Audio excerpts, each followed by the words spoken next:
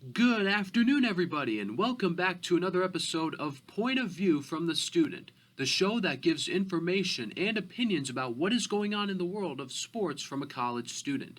I'm your host, Forrest Vernier, and today we are going to be talking about how the Detroit Tigers went from a World Series team into an unsuccessful rebuild. The Tigers would have a magical season going all the way to the World Series in 2012.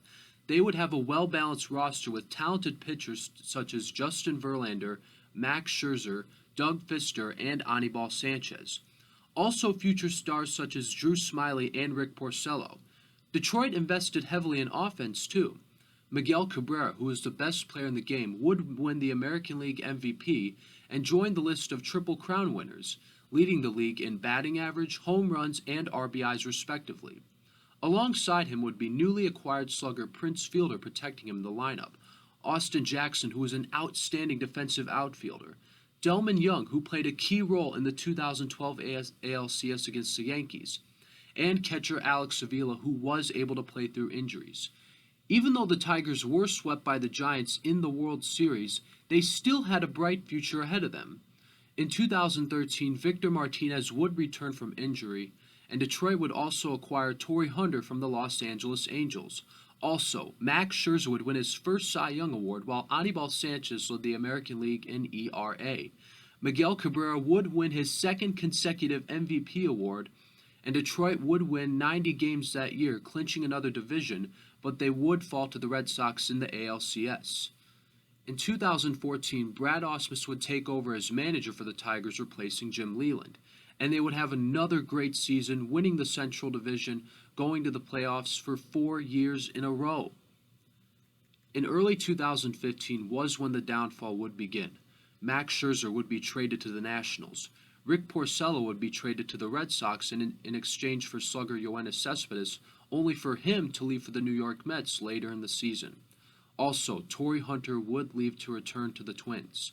From injuries to a struggling bullpen to declining batting averages, their record in 2015 would slump down after the All-Star break, putting them in last place.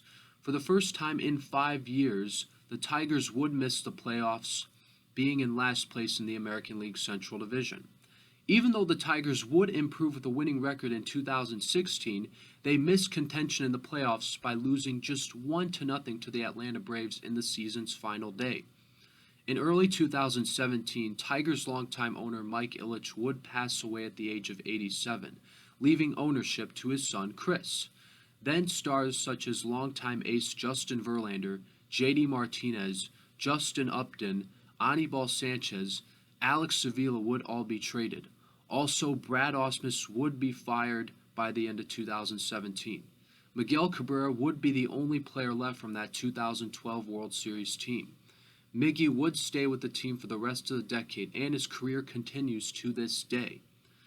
Recently, from 2021 to 2022, even though Miguel Cabrera's seasonal stats aren't what they used to be from 2011 through 2016, he would get his 500th home run of his career and then his 3,000th hit. He has pretty much accomplished every single goal of his career, so I believe he is going to hang up the cleats in a year or two.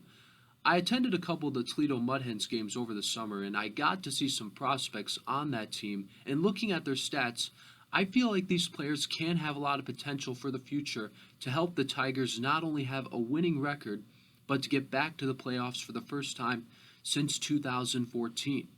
These prospects include power hitters such as Josh Lester and Spencer Torkelson, Riley Green, who later on made his debut for the Tigers this season, Jack Lopez and Daz Cameron, who could play a role in the outfield. Brilliant pitching staff would be Casey Mize, Franklin Perez, Tarek Skubal, Matt Manning. Even though they have appeared for the Tigers before, I feel like they aren't quite ready yet to have superstar seasons with Detroit, just because I believe it may take them a year or two of practice to get into that spotlight. Obviously, we know it's not going to be today, not tomorrow, not next week, not within the next seasons, but I have faith that sooner or later, these promising prospects will officially be on the Tigers roster for good, giving the fans something to look forward to. And that's all the time we have for today. Thank you all so much for watching. Once again, I'm Forrest Vernier, and we'll see you next time on Point of View from the Student.